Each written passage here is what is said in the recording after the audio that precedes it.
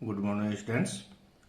Already in previous lecture, we have studied about bond enthalpy and Hess law, and I have given one formula for you. At standard enthalpy change of reaction is equal to summation of bond enthalpy of reactant minus summation of bond enthalpy of product. And already I have told that you have to solve some numericals based on this. Today, I am going to explain the concept of enthalpy of solution, lattice enthalpy, measurement of lattice enthalpy by Born-Haber cycle, and limitation of first law, and some more topics. Now come for a study for each topic one by one.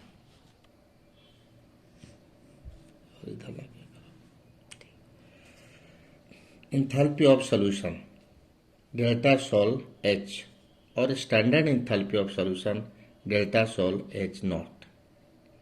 The enthalpy change when 1 mole of solute is dissolved in sufficient amount of solvent such that no heat change is there by further addition of solvent is known as enthalpy of solution, and in standard state it is known as standard enthalpy of solution. Now suppose we are going to dissolve ionic compound. AB is ionic compound and it is dissolved in water.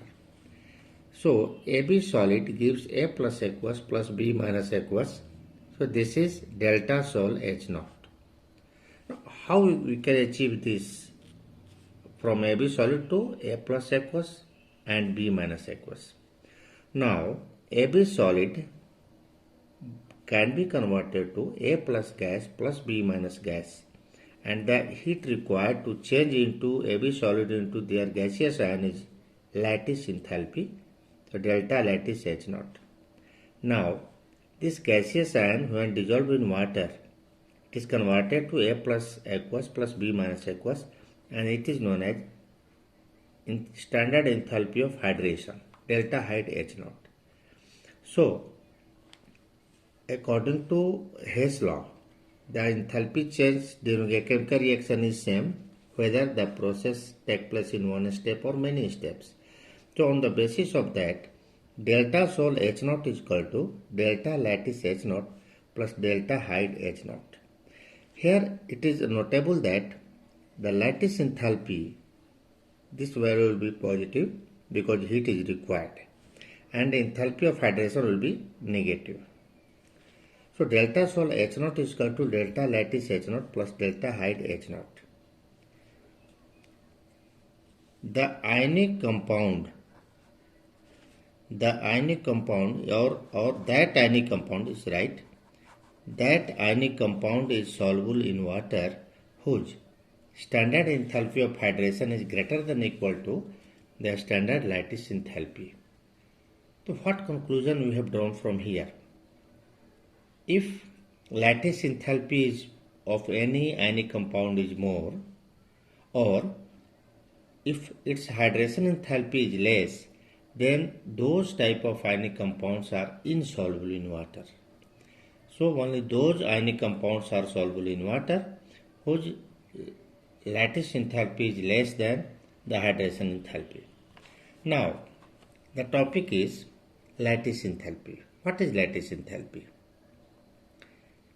The heat required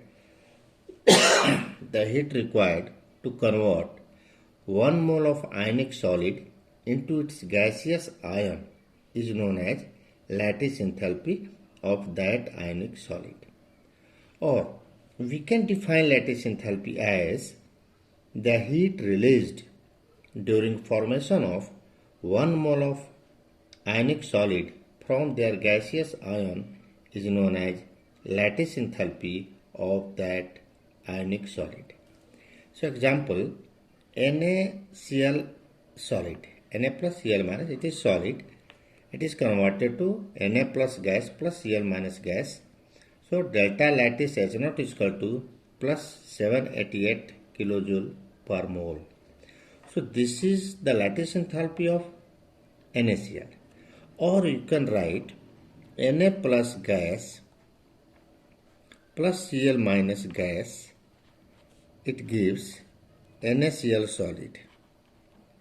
So delta lattice H0 is equal to minus 788 kilojoule per mole. The same heat is released when gaseous ion is converted to ionic solid. Just like bond enthalpy, previously I have explained, the heat required to break 1 mole of bond is bond enthalpy, or the heat released during formation of 1 mole of bond is bond enthalpy. So similarly here also the lattice enthalpy you can define. Now calculation of lattice enthalpy of NaCl by Born-Haber cycle. Now come to this cycle. So here NaCl. So Na solid plus half Cl2 gas gives NaCl solid. This is standard enthalpy of formation of NaCl, delta FH0. Now Na solid can be converted to Na gas. The heat required is known as delta AH0, enthalpy of atomization, or you can tell enthalpy of sublimation. Now Na gas, it loses electron and it is converted to Na plus gas. It is ionization enthalpy, and first ionization enthalpy of sodium. Now half Cl2, so it is half into delta AH0, it is converted to Cl gas. So bond enthalpy, because half mole is here, so bond enthalpy multiplied by half Cl gas. Now this gains 1 electron, it becomes Cl minus gas, and this is electron gain enthalpy. Now Na plus gas plus Cl minus gas both combine together to form NaCl solid. So this is lattice enthalpy. Now according to your concept, the enthalpy of atomization will be positive, ionization enthalpy will be positive, this enthalpy of atomization will be positive, and electron gain enthalpy will be negative, and lattice enthalpy will also be negative. So according to Hess law, or you can tell that delta FH0 equals to delta AH0 plus delta IH0 H1 plus, not you can write here, no problem, plus half delta AH0 plus delta H01 plus delta lattice H1. So this summation of all. So knowing all values, the value of lattice enthalpy of NaCl may be calculated. So for calculation of lattice enthalpy of NaCl, we must know the value of standard enthalpy of formation of NaCl, enthalpy of atomization of Na, ionization enthalpy of Na, half into enthalpy of atomization of Cl2, and electron gain enthalpy of Cl. We can calculate the value of delta lattice H0. So after that, you are advised to come to here. You are advised to solve some numericals based on Hess law and bond enthalpy. In the end of chapter, I will solve some numericals, but let us complete the theoretical part of this chapter. Now, what are the limitations of first law of thermodynamics? This is a very popular question asked by the teacher. That limitation of first law of thermodynamics. Now already we know first law of thermodynamics tells about the conservation of energy, but it does not explain the idea about the direction of flow of energy. This was given by second law of thermodynamics. So if teacher asks, state and explain first law of thermodynamics, also write its limitation. Then what will be your answer? Your answer will be the energy of the universe is conserved. It is first law of thermodynamics.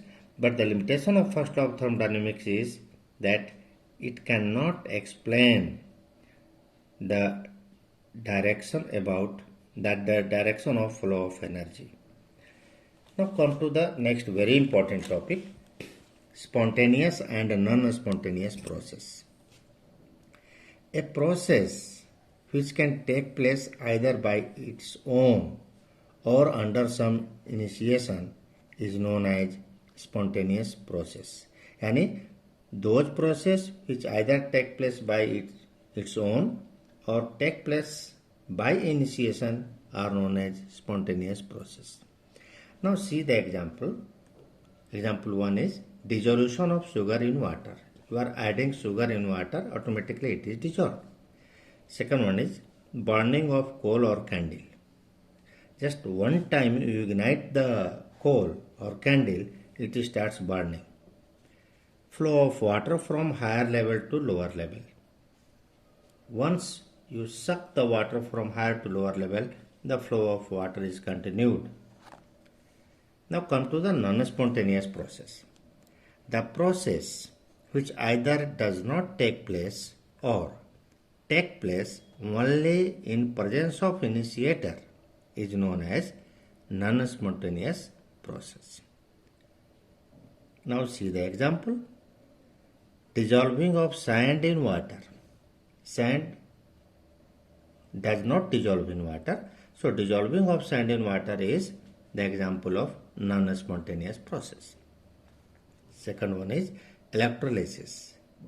So electrolysis will be proceed only in presence of the electricity. Once electricity cut, the electrolysis stop. So the process of electrolysis is the example of non-spontaneous process. Now third example is lifting of water from lower to higher level. Now suppose you are interested to lift water from lower to higher level, some motor or machine is required for that. Once machine is stopped, the lifting of water is stopped. So the lifting of water from lower to higher level will be the example of non-spontaneous process. Now the topic is criteria for a process to be spontaneous. Criteria number 1. Negative value of delta H is the first criteria for spontaneity.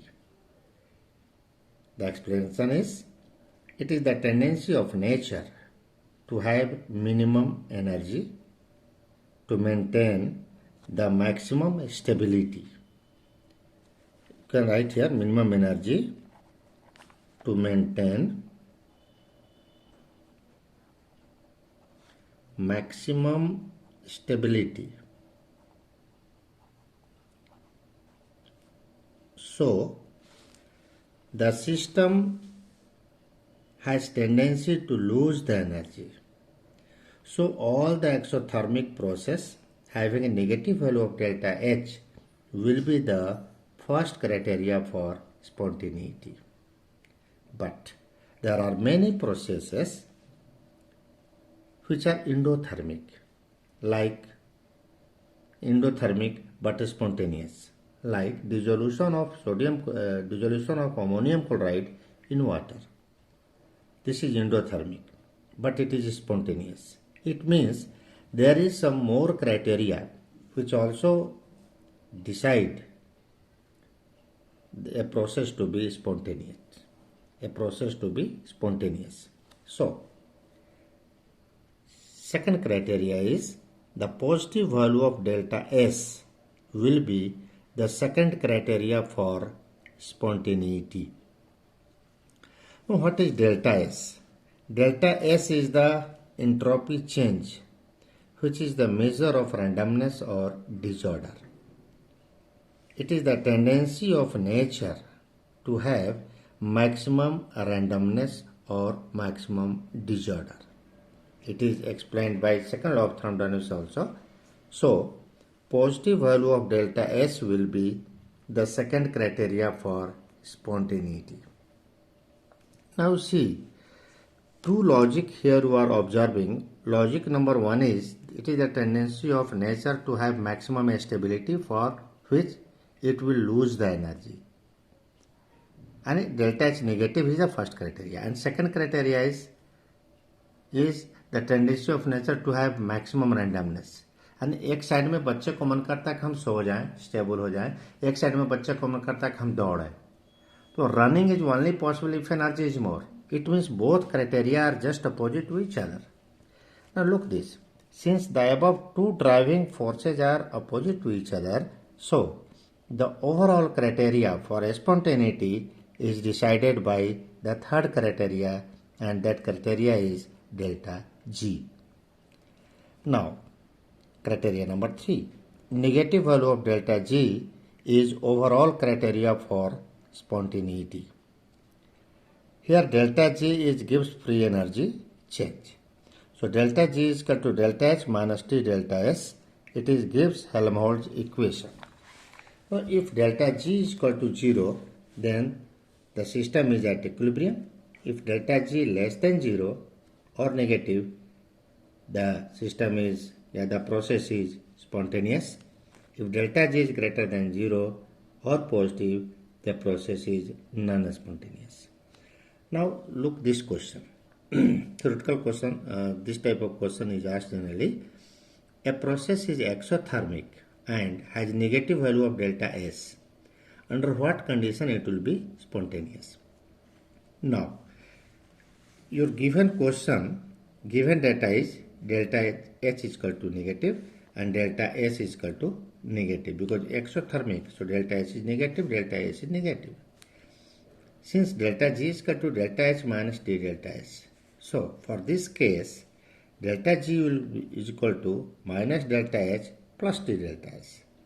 So delta G will be negative if T delta S is less than delta H. It means at lower temperature, the process will be spontaneous. Now, this next point is, if delta H is negative and delta S is positive, under what condition this process is spontaneous? Now check. So delta G will be minus delta H minus T delta S. So delta G will always be negative. It means the process will be spontaneous at all the temperatures. If delta H is equal to positive and delta S is also positive, both are positive, then under what condition the process is spontaneous? The same question. Delta G is equal to delta H minus T delta S. So delta G will be negative if T delta S greater than delta H. This value will be greater than delta H only when delta G will be negative. It means such type of process will be spontaneous at higher temperature, such that T delta S greater than delta H.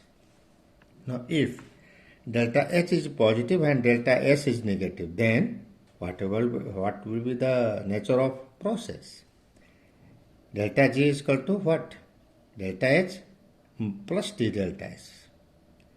So delta G will be always positive. It means such type of process will be always non-spontaneous at all temperatures.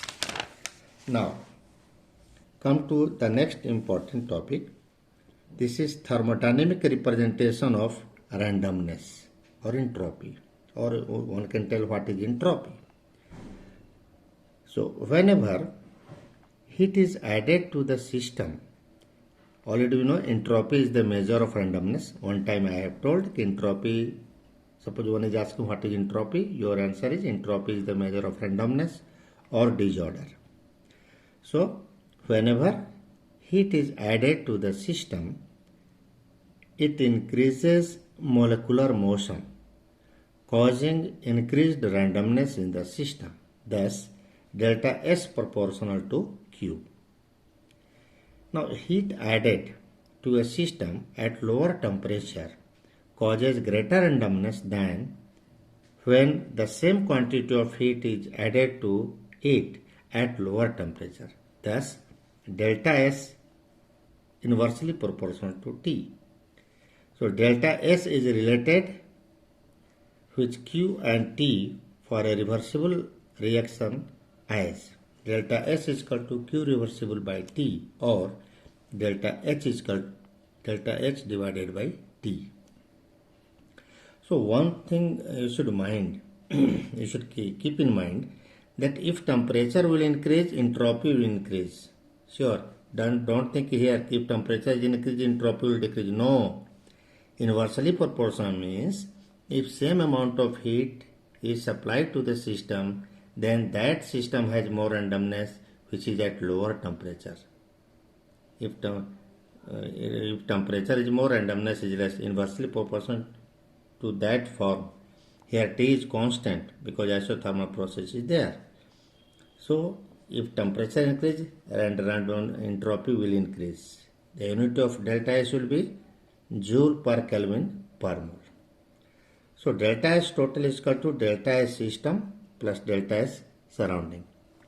Now if delta S total is equal to 0, the system will be at equilibrium. If delta S total is greater than 0 or positive, the process will be spontaneous. If delta S total is less than 0 or negative, the process will be non-spontaneous. Now delta S is equal to S final minus S initial, and for a chemical reaction, delta S is equal to summation of S product minus summation of S reactant. So all of you are advised to solve some numerical problems. These are very simple problems. You can take help from your side book and you should solve some numerical problems. Now in this lecture I think it is enough. So we will discuss in the rest topic of this chapter in last lecture and next lecture. Thank you.